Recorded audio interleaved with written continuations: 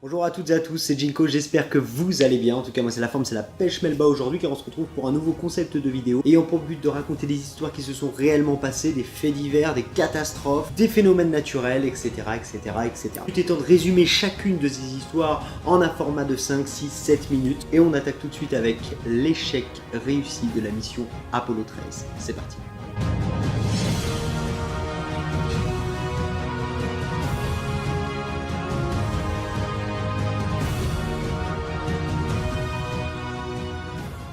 Nous sommes en 1970. Ça fait déjà un an que Neil Armstrong et son équipe ont réussi à atterrir sur la Lune. La guerre du Vietnam fait rage.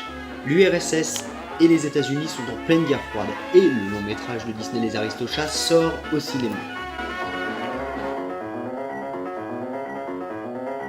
Cette même année, la NASA prévoit d'envoyer 3 hommes sur la Lune dans le cratère de Framoro afin de récolter des pierres et d'effectuer diverses expériences. Et c'est le centre spatial Kennedy, situé en Floride, qui a pour but de préparer le décollage de la fusée Saturne V pour une certaine mission lunaire habitée du nom de Apollo 13. Afin de simplifier un petit peu tout ça, le site de lancement se trouve en Floride et le centre de contrôle, c'est-à-dire la tour de contrôle en quelque sorte, se trouve à Houston.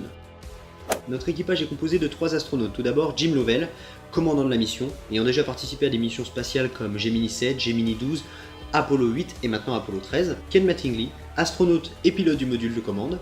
Et Fred Haise, astronaute et pilote du module lunaire.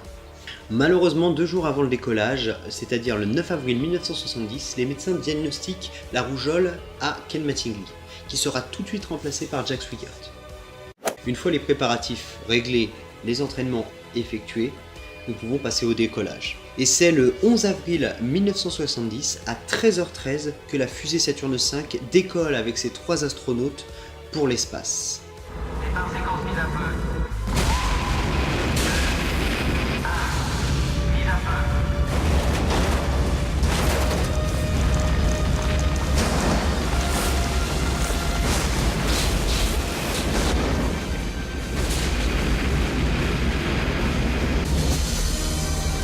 Houston, nous avons quitté la tour de lancement. Il est 13h13. Ce qu'il faut savoir, c'est qu'en 1970, le grand public se lasse des missions de routine lunaire, c'est devenu banal pour eux. Et malheureusement, ils ne suivent pas tous le lancement de la fusée, ni les différentes émissions qui sont proposées par les astronautes, expliquant un petit peu les effets de pesanteur, comment ils mangent, comment ils se nourrissent. 060. Les premiers jours se déroulent sans véritable encombre, il n'y a pas de problème majeur diagnostiqué sur la navette. Tout se passe très bien pour nos 3 astronautes et aussi pour le centre de contrôle spatial à Houston. Mais malheureusement, si je vous parle de cette histoire, c'est qu'une catastrophe est arrivée. Le 14 avril 1970, c'est-à-dire 3 jours après le décollage de nos 3 astronautes, le centre spatial de Houston demande à Jack Swigert d'effectuer le brassage des réservoirs d'oxygène. Cependant, 16 secondes après effectuer cette tâche dite de routine, nos 3 astronautes entendent une grosse explosion à l'extérieur de la navette et se demandent ce qui peut se passer.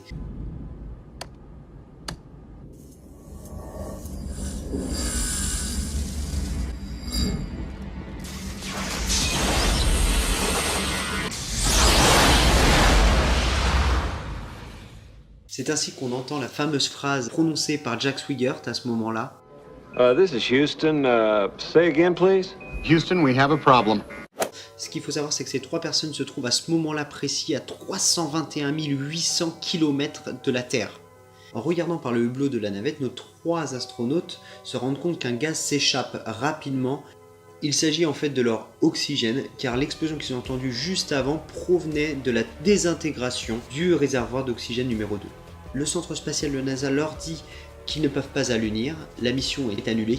Leurs vies sont maintenant en jeu. Il leur reste quelques minutes pour pouvoir basculer l'ensemble de l'équipage vers le module lunaire LEM, qui va leur servir de canot de sauvetage afin de se sécuriser et de pouvoir conserver le peu d'oxygène qu'il leur reste.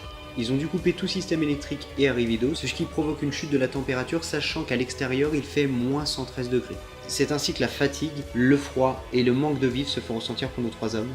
Il leur a fallu prendre une décision afin de revenir sur Terre le plus rapidement possible avec cette perte d'oxygène. Et la décision finale fut celle du catapultage à partir de la force gravitationnelle de la Lune. La perte d'oxygène malheureusement provoquait des modifications de trajectoire. Il a fallu à nos hommes ajuster cette trajectoire à partir des réacteurs du LEM. Une dizaine d'heures après la catastrophe et à la suite de plusieurs péripéties, nos 3 astronautes approchent enfin de l'atmosphère terrestre. Cependant, à la base, le module lunaire n'a pas été conçu pour pouvoir résister à des températures de 1500 degrés lors de la rentrée en atmosphère. La NASA et le monde entier sont en attente car aucun message radio ne sont transmis entre le LEM et le centre spatial de Houston pendant 3 minutes à la suite de l'entrée dans l'atmosphère. Enfin, au bout de 4 minutes et quelques secondes, un message survient au centre de contrôle de Houston. Ce sont nos 3 astronautes qui ont réussi à amérir dans l'océan Pacifique Sud.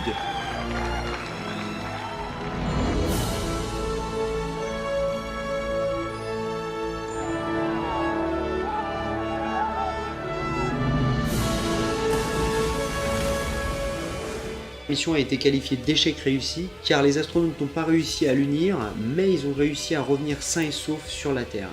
Et ça a été un des plus grands exploits de la NASA.